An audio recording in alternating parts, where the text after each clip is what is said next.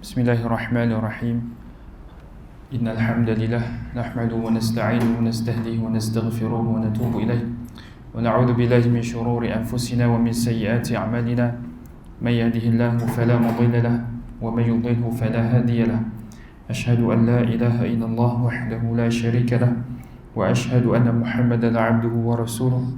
Allahumma salli 'ala Muhammad wa 'ala ali Muhammad kama sallaita 'ala Ibrahim innaka Hamidum Majid. وبارك على محمد وعلى آل محمد كما باركت على إبراهيم إنك حميد مجيد. السلام عليكم ورحمة الله وبركاته. Alhamdulillah, kita memanjatkan kesyukuran kepada Allah Subhanahu wa taala kerana mengumpulkan kita dalam majlis ilmu yang saya hormati pihak pengurusan AQS Selangor Anjur Quran Sunnah Selangor, seterusnya hadirin serta hadirat yang dirahmati oleh Allah Subhanahu wa taala sekalian. InsyaAllah kuliah pada malam ini merupakan kuliah yang terakhir sebelum kita masuk pada bulan Ramadan, insyaAllah.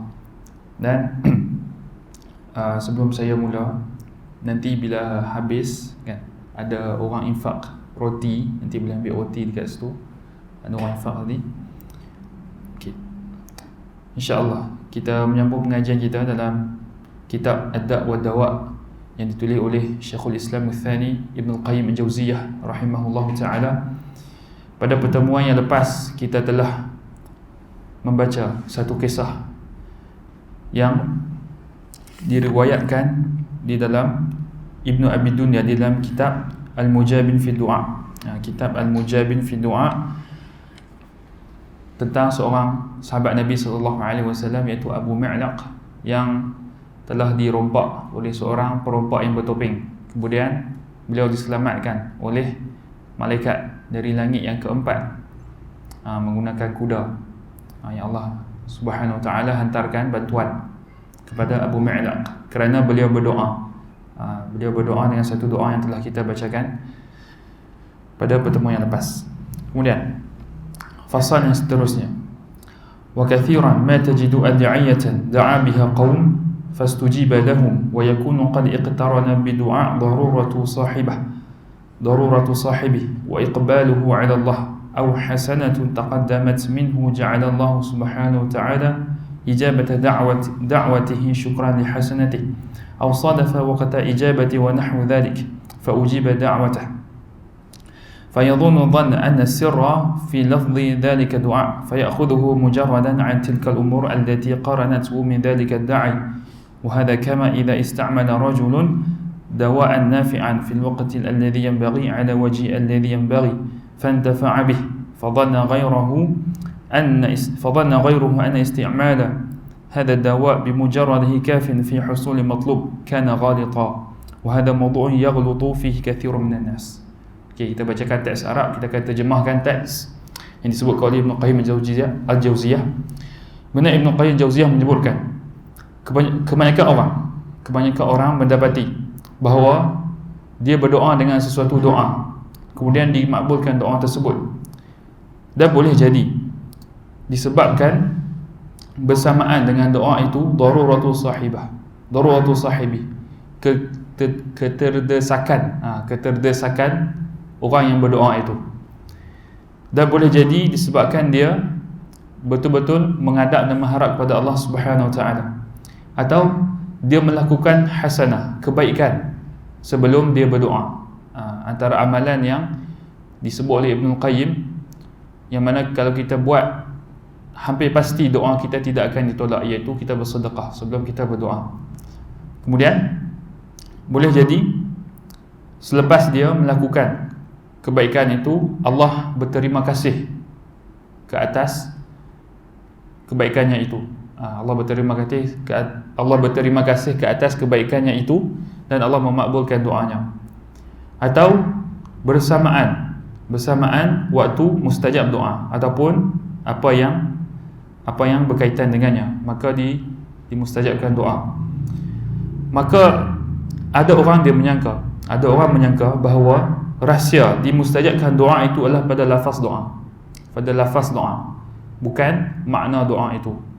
Kerana semata-mata lafaz doa yang kita bacakan tidak boleh memustajabkan doa kita semata-mata. Kerana apa? doa yang dibaca perlu disertakan dengan memahami makna doa tersebut.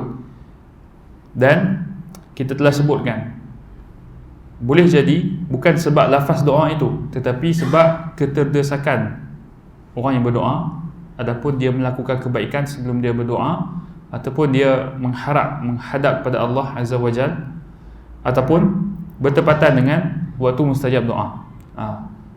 Maka boleh jadi orang ini dia telah tersilap, bahawa dia hanya berharap ataupun menganggap rahsia doa itu ada pada lafaz doa.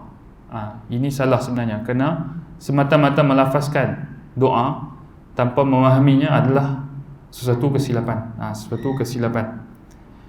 Kemudian fayakhudhuhu mujaradan 'an tilka al-umur allati qaranathu min dhalika ad-da'i wa hadha kama idza istamala rajulun dawa'an nafi'an. Ini seperti mana seorang lelaki, seorang manusia, dia menggunakan ataupun mengambil ubat yang bermanfaat pada waktu yang tepat. Maksudnya diibaratkan orang yang berdoa ini, dia mengambil ubat. Ubat ni maksudnya doa yang Nabi SAW ajarkan, ataupun dia berdoa dengan lafaznya sendiri selagi mana makna doa itu ataupun lafaz doa itu betul dan baik. Dia ibarat ubat, dia gunakan pada waktu yang betul. Maksudnya dia ikut, kalau kita makan ubat, kita ada waktu berapa jam baru kena ambil ubat. Jadi dia gunakan pada waktu yang betul dengan cara yang betul. Maksudnya dengan dos yang betul. Ibarat orang mengambil ubat dengan dos yang betul. Fantafa'a bih, kemudian dia mendapat manfaat daripada ubat tersebut. Fadhanna ghayruhu anna istima'al hadha ad-dawa' bimujarradihi kafin fi husul matlub. Boleh jadi ada seseorang dia menganggap semata-mata ambil ubat tanpa ikut dos, tanpa ikut waktu, maka dapatlah kesembuhan. Ini salah. Seperti juga dengan doa, kerana doa mengambil faktor-faktor lain, bukan semata-mata lafaz doa itu. Dan inilah tempat di mana Ibn Qayyim Jauziyah menyebut banyak orang silap, banyak orang jatuh ke dalam keralatan. Wa min hadha annahu qad yattafiqu du'a'ahu bi idtirar 'inda qabri fayujab fayadhunnu al-jahil anna as-sirra lil-qabr wa lam ya'lam anna as-sirra li-idtirar wa sidq al-laja' ila Allah fa idha hasala dhalik fi baiti min buyutillah kana afdalu wa ahabbu ila Allah. Maka ada orang dia menyangka disebabkan dia berdoa di sisi kubur, dia berdoa di kubur, maka kebetulan dia berdoa di kubur itu dimustajabkan doanya, maka orang ini menyangka bahawa rahsia dimustajabkan doa itu ialah berdoa di kubur. Dan tidak dinafikan, ada sebahagian salaf mereka ini pergi ke kubur untuk berdoa. Tetapi disclaimer, satu penafian yang perlu kita buat, iaitu mereka pergi ke kubur bukan untuk berdoa di kubur. Maka orang yang nampak orang salih, salafus salih berdoa di kubur, menganggap hanya ialah rahsia dimustajabkan doa, padahal bukan. Kerana mereka salafus salih bagi berdoa di kubur adalah untuk melunakkan hati mereka, disebabkan mereka ingin melembutkan hati mereka, melunakkan hati mereka, dan menghadap Allah Azza wa Jal, berdoa kepada Allah dalam keadaan mereka takut. Maka mereka pergilah ke kubur. Berbanding orang zaman sekarang, padahal zaman Ibn Qayyim ni pun dah ramai dah. Zaman Ibn Qayyim ni zaman Ibn Taymiyah jugalah, kan? Bahawa banyak orang dah pergi sembah kubur, terutamanya yang dimulakan oleh golongan Syiah Ismailiyah dan Syiah Imam 12. Mereka ni antara orang yang sembah kubur, dan sikap ini diwarisi oleh orang yang mengaku mereka sebagai habaib. Jika kita siapa pernah pergi Yaman kan, pernah pergi Tarim tu, nampaklah macam mana mereka ini terlalu mengagungkan kubur, dan mengagungkan kubur itu sebab untuk mereka taqarrub, dekat dengan Allah Azza wa Jalla. maka ini perkara yang silap dan telah jatuh ke lembah kesyirikan. Kemudian mereka menganggap rahsia dimustajabkan doa adalah sebab duduk doa dekat kubur. Ini silap. Bukan duduk kat kubur. Sebab apa Ibn Qayyim sebut? Walam ya'lam anna sirra al-ittira wa sidqul laja' ila Allah. Mereka tidak tahu bahawasanya sebab rahsia dimustajabkan doa itu disebabkan keterdesakan, darurat, rintihan seorang hamba kepada Allah, dan dia menuju Allah. Dia menuju dan bersandar kepada Allah Azza wa Jalla. Maka jika hal ini, iaitu dimustajabkan doa ini, dilakukan ataupun kena pada rumah-rumah Allah, iaitu masjid lah, itu lebih afdal berbanding berdoa di kubur, kan? Walaupun kita tidak nafikan masjid-masjid di Malaysia ini bersebelahannya ada kubur, tetapi berdoa di masjid itu lebih afdal. Berdoa di masjid itu lebih afdal berbanding berdoa di kuburan. Kemudian faslun wal ad'iyah wa ta'awudzat bimanzilati silah. Doa-doa ini dan ta'awudzat. Ta'awudzat ini ialah apa yang kita minta berlindung dengan Allah. Bimanzilati silah, mengambil tempat ataupun berperanan sebagai senjata, berperanan sebagai senjata. Wasilahu bidaribihi la bihaddihi faqat. Dan senjata ini dia kena orang yang pandai guna juga. Bukan sekadar senjata itu tajam sahaja. Famata kana silah silahan taman la afata bih. Jika senjata itu merupakan senjata yang komplit, yang tak ada cacat celah. Wasa'idu sa'ada qawi, dan dibantu dengan orang yang mengangkat senjata itu, dia sendiri itu kuat. Wal mani' mafqud, dan tidak ada penghalang untuk kita menggunakan senjata itu. Hasala bil nikaya fil adu, maka berhasillah apa yang kita nak lakukan kepada musuh. Wa mata takhallafa wahidun min hadhihi thalatha takhallafa ta'thir, dan ketika mana hilang satu sebab daripada tiga sebab ini, maka hilanglah kesan. Sebab yang pertama ialah senjata itu sendiri kena ampuh, kena tajam, tidak ada cacat celah. Itu yang pertama. Yang kedua, orang yang menggunakan senjata itu kena pandai guna senjata tu. Dan yang ketiga, hilang penghalang. Wal mani' mafqud, dan hilang penghalang. Kalau kita nak guna pedang, kita pandai guna pedang, dan pedang itu tajam.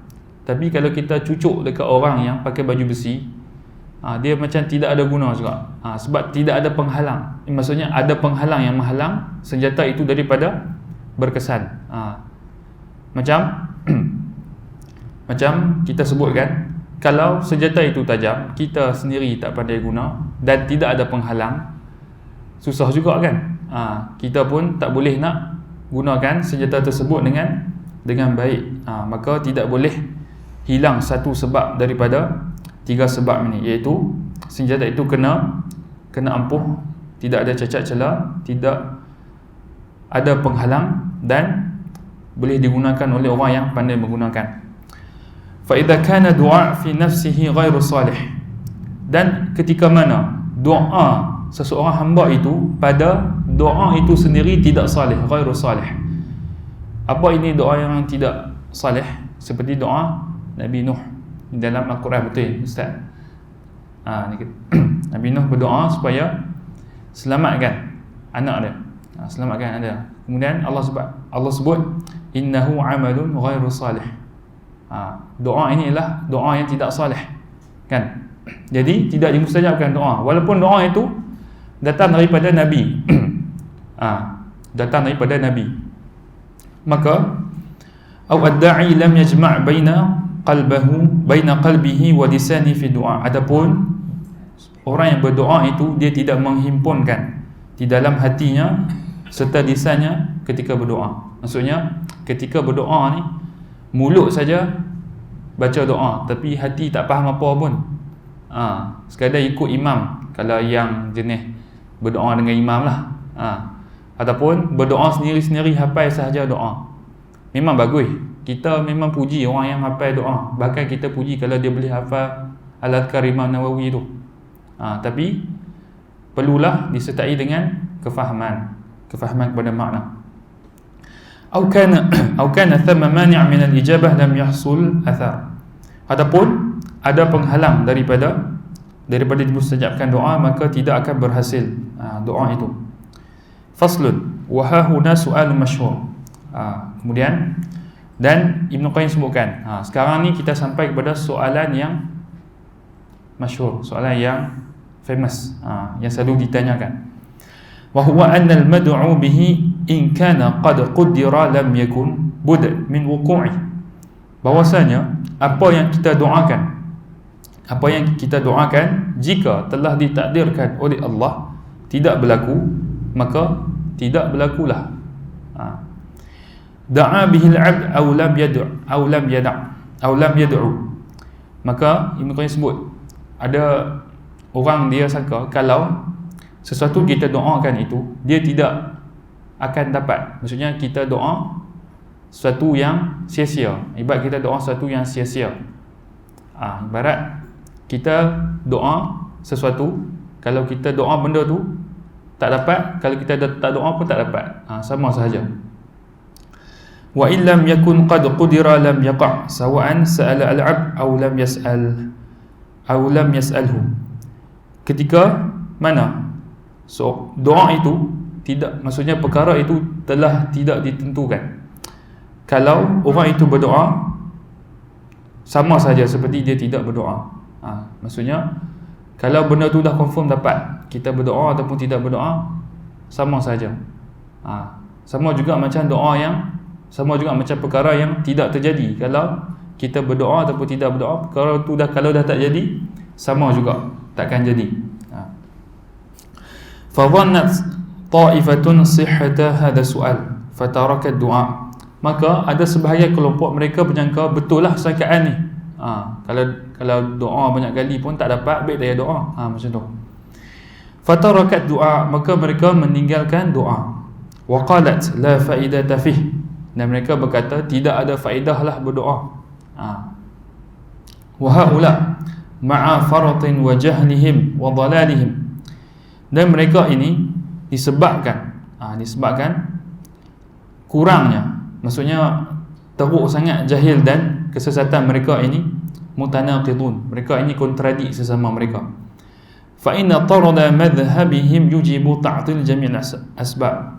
Maka pemikiran mereka ini telah menyebabkan kita telah mentaktilkan, menafikan semua sebab dalam dunia ni.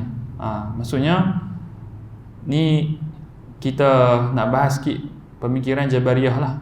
Jabariyah maksudnya apa yang dilakukan kita ni tidak ada sebab dan kesan. Maksudnya kita ni dipaksa untuk buat apa yang Allah Subhanahu Wa Taala telah tetapkan.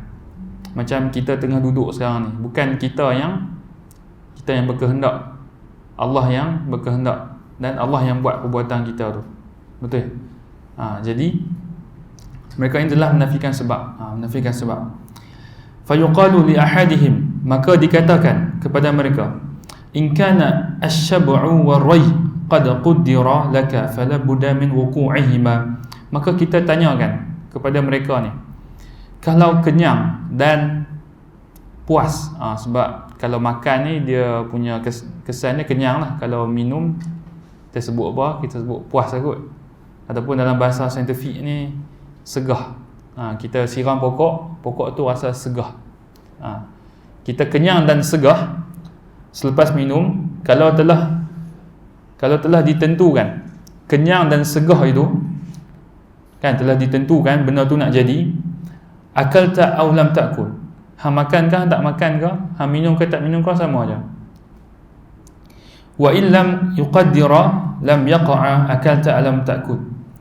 Dan jika ditentukan bahawa engkau ni tidak akan kenyang dan tidak akan segah, engkau makan kan ke tak makan sama juga.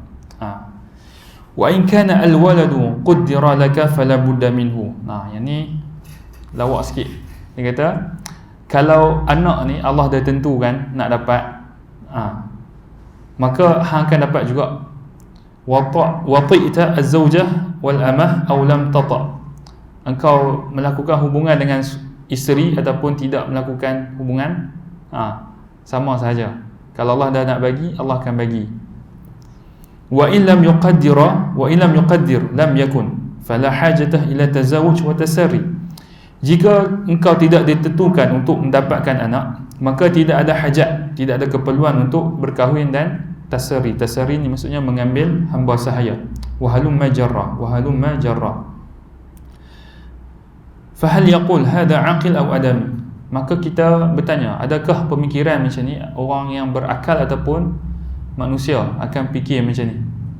Tidak ada manusia yang berakal dan berakal waras akan berfikir pemikiran yang dangkal macam ni.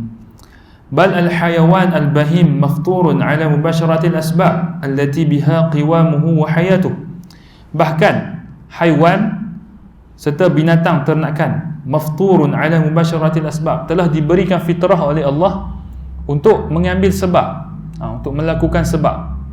Allati biha qiwamuhu wa hayatuh, yang mana mengambil sebab ini boleh menyebabkan mereka kekal hidup, kekal untuk hidup. Fal hayawanat aqalu wa afhamu min haula'i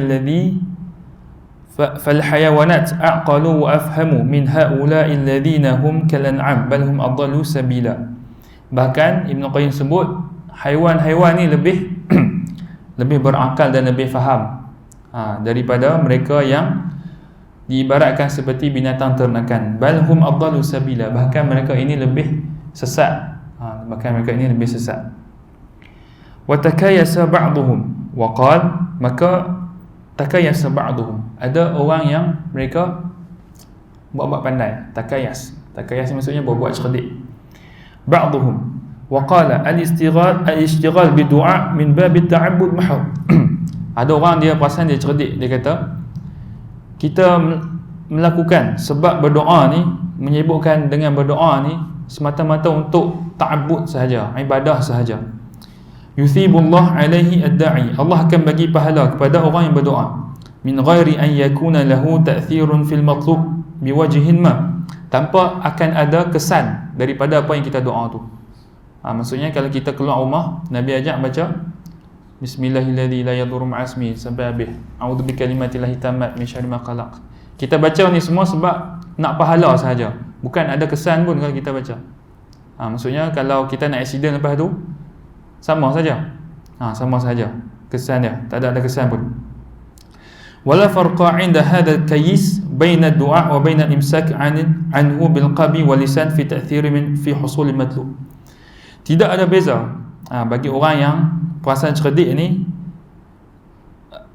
tidak ada beza bagi orang yang perasan cerdik ni kalau dia berdoa ataupun dia diam. Kalau dia berdoa ataupun dia diam, kalau akan dapat kesan itu akan terjadi juga.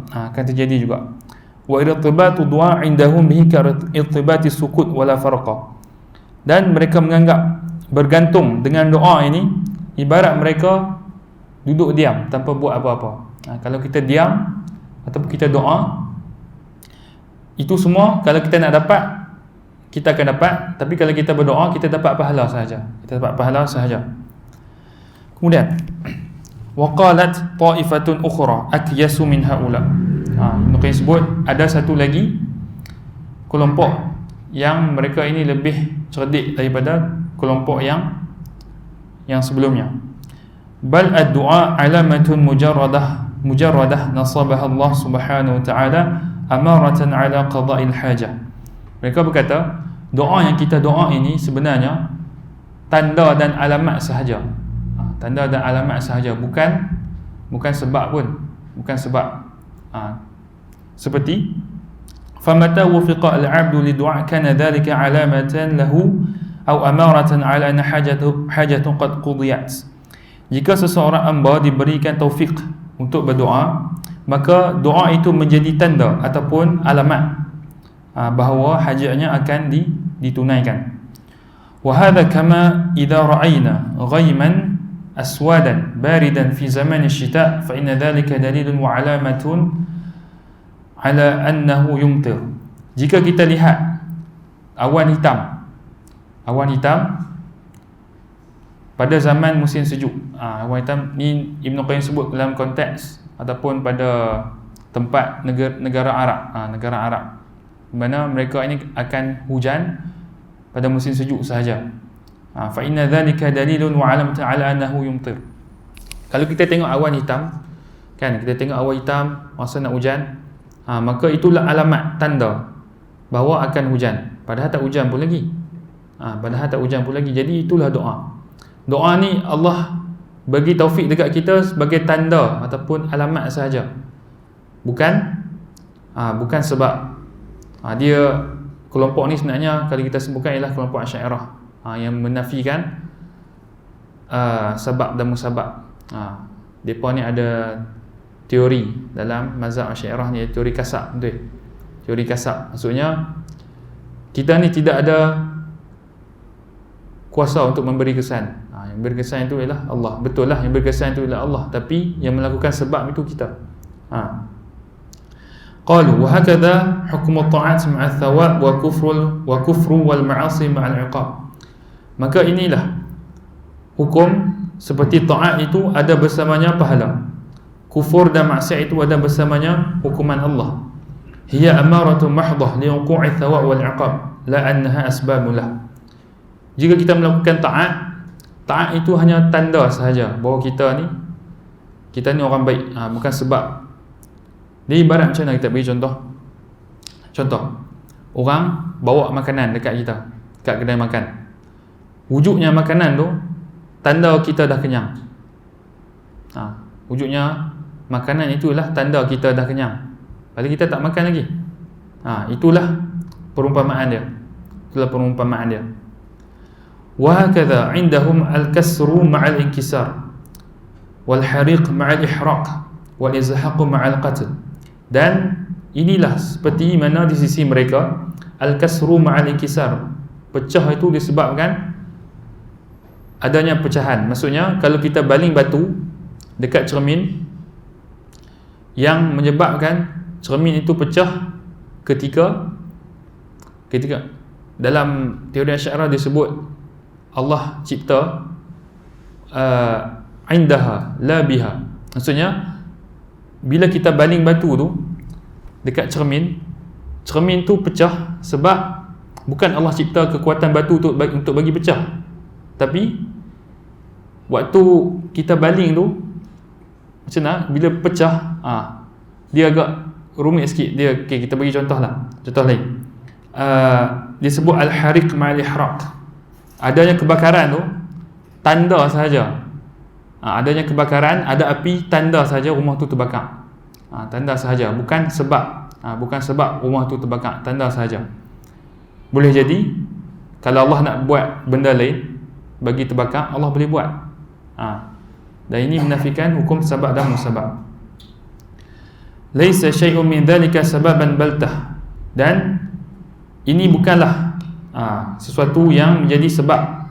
Wala irtibat bainahu wa baina ma yatarattabu alaihi illa mujarradat al-iqtiran al-'adi la ta'thir as-sababi. Maka ini tiada kaitan langsung dengan apa yang kita lakukan itu ada kesan. Ini hanya sekadar al-iqtiran al-'adi. Al-iqtiran al-'adi ini disebut oleh Imam Al-Ghazali rahimahullah sebagai al-muqaranah al-'adiyah. Al-muqaranah al-'adiyah ni maksudnya sesuatu tu terjadi berbetulan, berbetulan dengan adat kebiasaan, kan? Adat kebiasaan, bukan benda tu bagi kesan pun, bukan sesuatu tu memberi kesan. Wa khalafu bidzalika al-hiss wal 'aql wa syar'u wal fitrah wa sa'iru tawaif al-'uqala bal adhahaku 'alaihim al-'uqala. Dan golongan ini yang menafikan sebab ini, mereka ini telah menyelisih orang yang berakal, mereka telah menyelisih syarak, mereka menyelisih fitrah, dan mereka telah menyelisih sekalian orang-orang yang berakal. Bal adhahaku 'alaihim al-uqala. Dan orang yang berakal ni, orang yang boleh fikir ni akan gelak dekat mereka. Macam mana Allah cipta pisau contohnya. Allah cipta pisau bukan untuk potong pun. Allah boleh cipta benda lain untuk potong juga, untuk potong ayam. Allah boleh cipta ketajaman pada timun untuk potong ayam. Padahal Allah cipta ketajaman pada pisau tu memang untuk potong.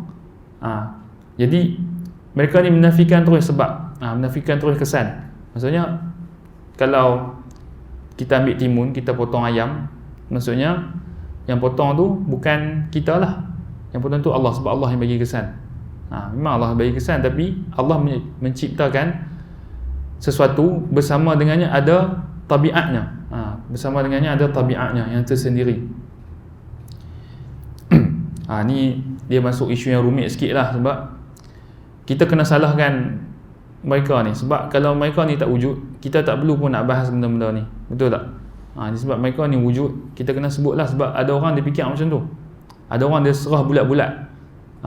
Serah bulat-bulat ni maksudnya tak apalah, kita dah ditentukan macam ni, dah hidup miskin kan, buat apa nak kerja? Kalau dah miskin tu miskin je lah.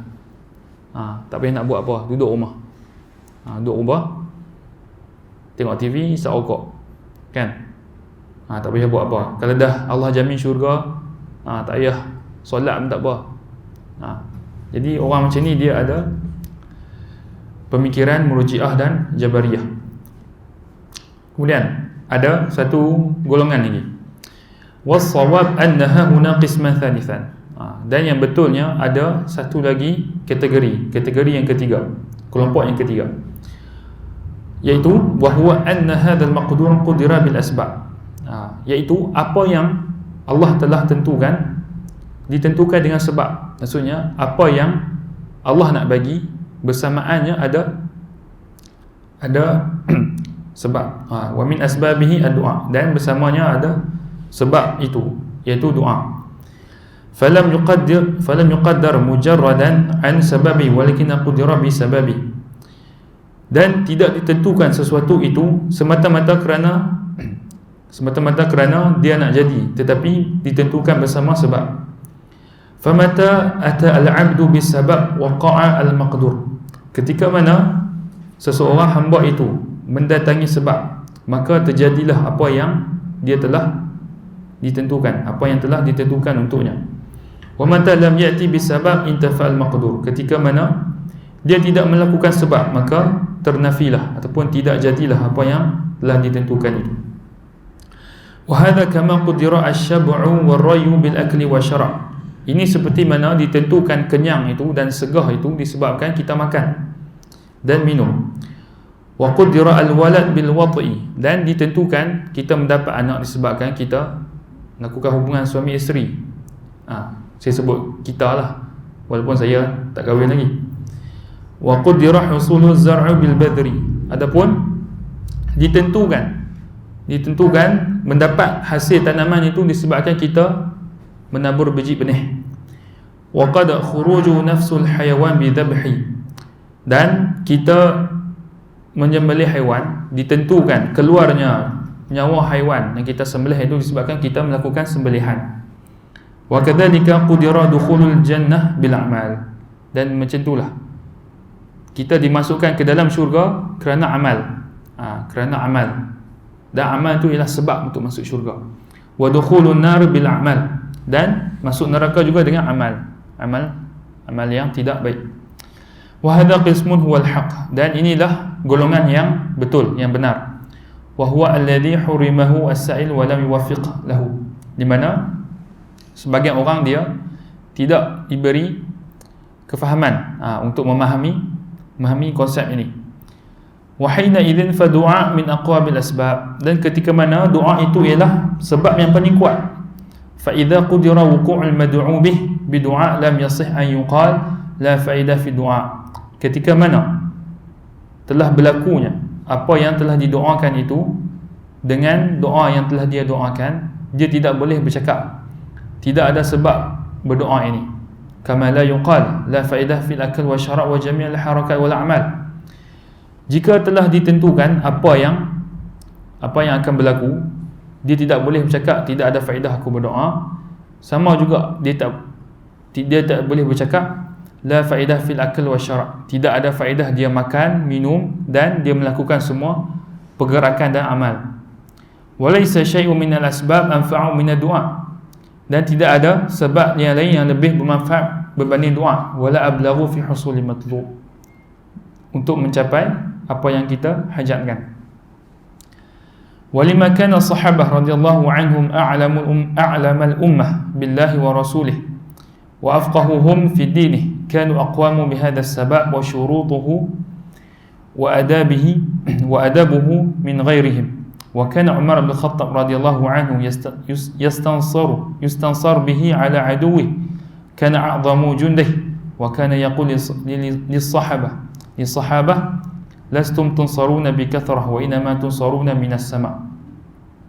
Dan ketika mana para sahabat Nabi sallallahu alaihi wasallam radhiyallahu anhum ialah orang yang paling berpengetahuan dalam umat ini, dan mereka orang yang paling faqih dalam agama ini, dan mereka orang yang paling kuat menjalankan sebab wa syurutuhu wa adabih, dan mereka menjaga syarat-syarat dan adab-adab dalam melakukan sebab.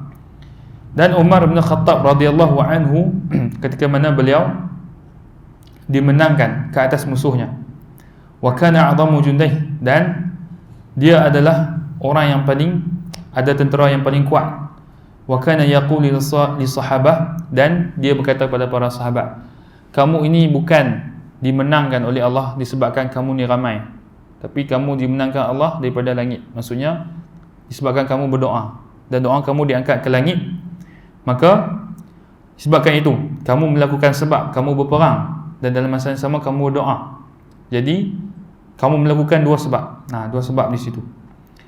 Wa kana yaqul, dan Umar Al-Khattab pernah berkata, inni la ahmilu hammal ijabah, sesungguhnya aku ini tidak kisah berkenaan urusan dimustajabkan doa. Walakin hammad doa, tetapi aku lebih kisah berkenaan adakah aku ni berdoa ataupun tidak berdoa. Fa idza ulhimtu ad-du'a fa innal ijabah ma'ah. Ni antara fiqh Umar Al-Khattab. Dia kata, kalau aku diilhamkan oleh Allah untuk berdoa, pasti akan bersama doa itu apa yang aku minta. Pasti akan bersama apa yang aku doa itu apa yang aku minta. Wa akhadha sya'ir hadha fa nadama fa qala law lam tudrid naila ma arju wa atlubuh min judika fika ma awadtani talaba.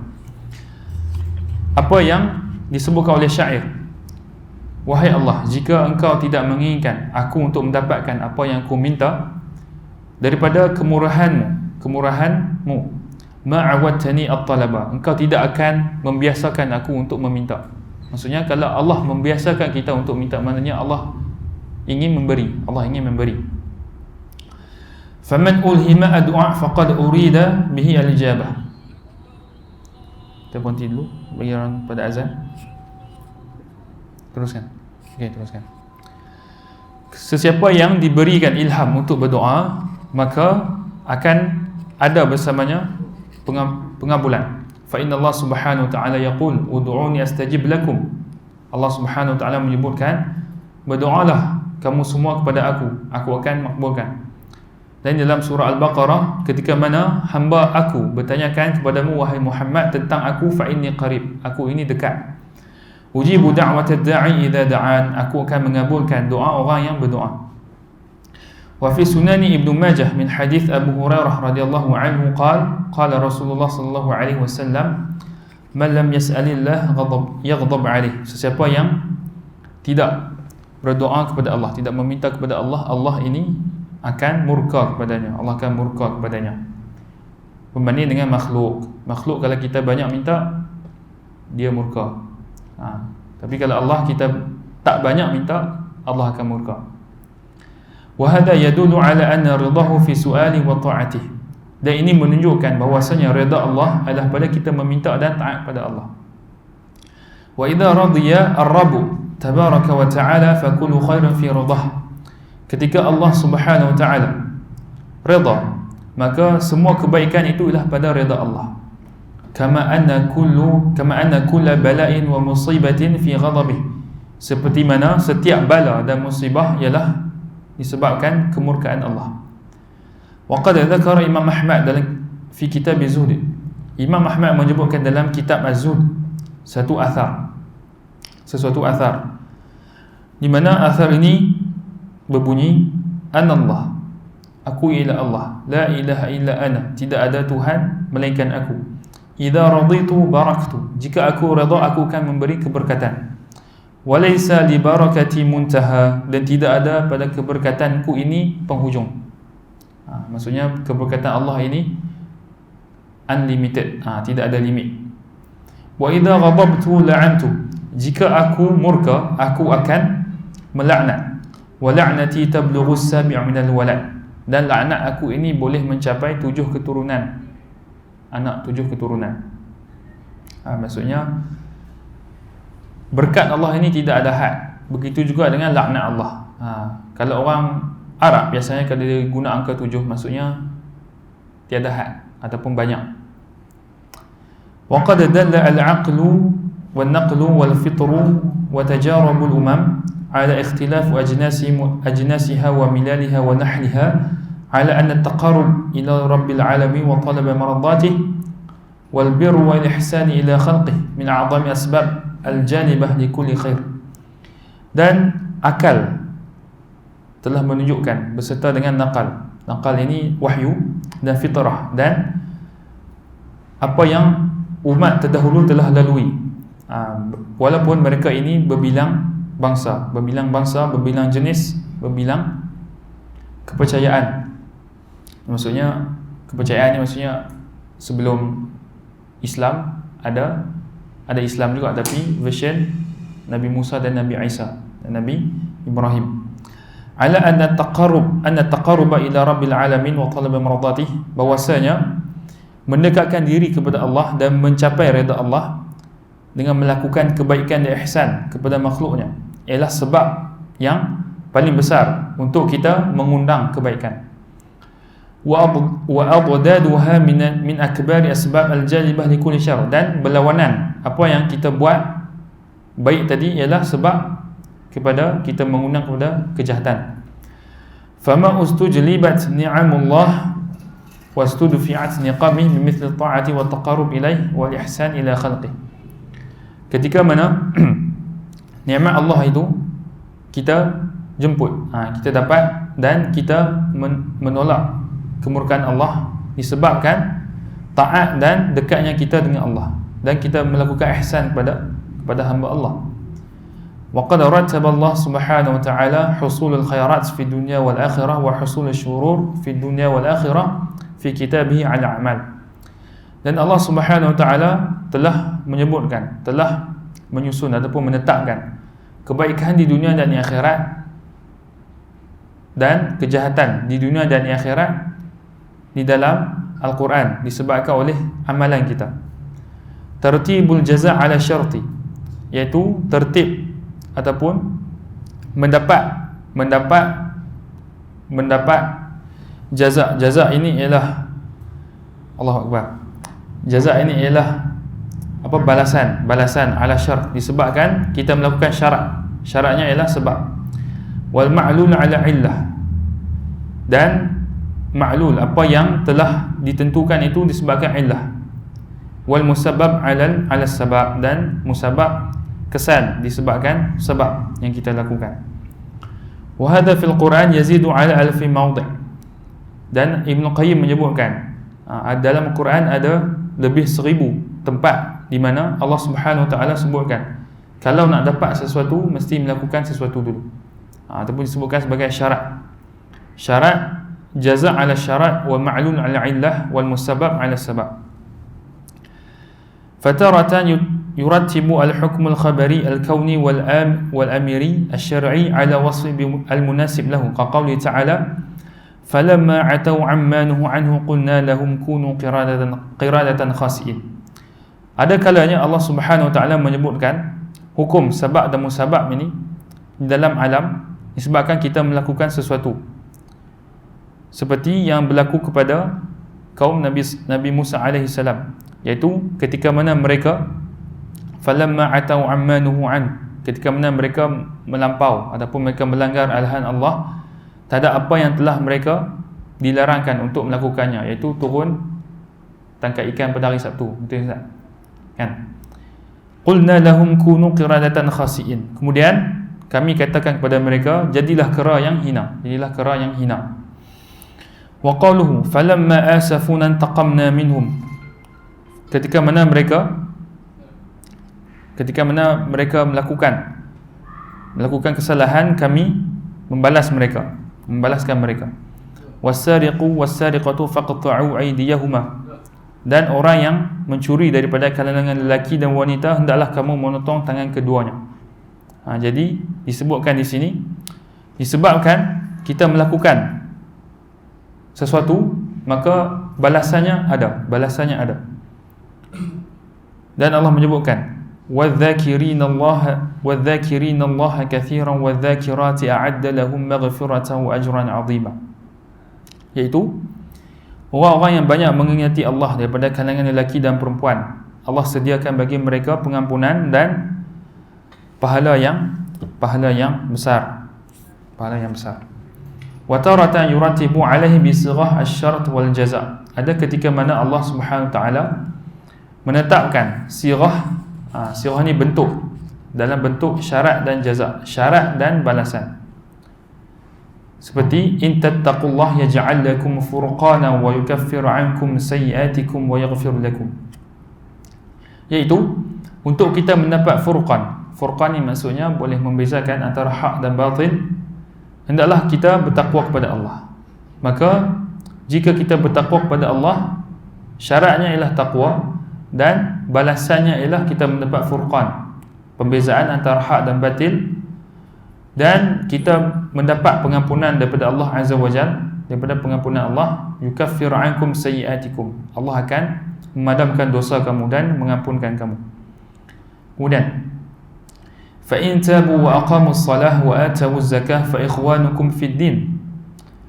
Maka Allah Subhanahu wa taala menyebutkan orang-orang musyrikin itu, syarat untuk mereka menjadi saudara kamu, hendaklah mereka bertaubat dan mendirikan solat serta menunaikan zakat.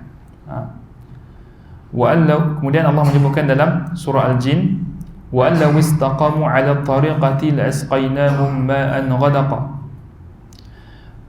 Balasan, untuk mendapat balasan, Allah memberikan air hujan yang bercucuran. Syaratnya ialah beristiqamah di atas jalan Allah, beristiqamah jalan Allah dengan melakukan ketaatan dan menjauhi maksiat. Wallahu subhanahu wa ta'ala alam bis-shawab. Kita mati di sini dulu insya-Allah.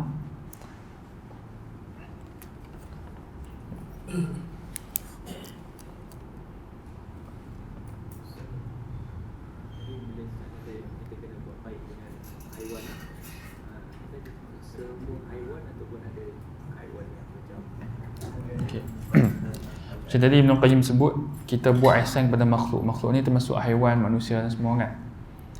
Tapi ada istisna ataupun pengecualian. Dan Nabi SAW sendiri pun bagi kita pengecualian, tak ada ihsan kepada haiwan ni. Iaitu kita dibenarkan untuk tidak melakukan ihsan kepada antaranya cicak, kan? Sunnah bunuh cicak. Dan ular pun sendiri sebenarnya, walaupun ular ni binatang berbisa, kita tengok kalau orang tekak ular, mereka akan lepaskan ular ke dalam hutan balik kan. Dia pun takkan bunuh. Jadi itulah lakukan ihsan. Jadi ada binatang yang memang kita perlu untuk tidak melakukan ihsan kepada mereka. Sebab Allah sendiri pun tidak menyukai mereka kan. Dan antara prinsip kita ialah al-ihsan ila khalqillah, membuatkan ihsan kepada makhluk Allah. Ihsan ni maksudnya kita bukan sekadar kita buat baik saja. Kalau kita buat baik itu, kita buat baik betul-betul. Bukan sekadar kalau kita nampak kucing, kita tak seksa dia, kita tengok dia lalu, tu bukan sekadar ihsan. Ihsan ni kita jaga hak-hak dia. Hak-hak dia apa yang Allah Subhanahu Wa Taala telah tetapkan. Maka setiap makhluk ini ada hak yang Allah Subhanahu Wa Taala telah tetapkan. Allah Subhanahu Wa Taala alam.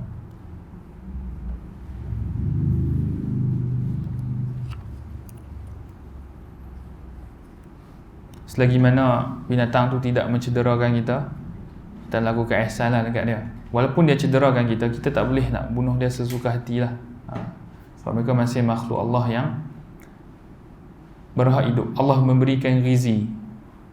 Gizi ni maksudnya bekal kehidupan untuk hidup. Jadi kita bunuh mereka tanpa hak, kita lah yang berdosa kan.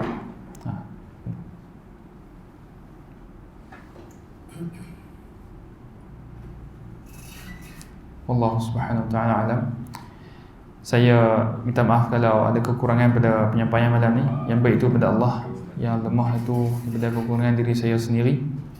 Qultu lakum ma sami'tum subhanakallahumma wa bihamdika nashhadu an la ilaha illa anta nastaghfiruka wa natubu ilaik. Assalamualaikum warahmatullahi wabarakatuh.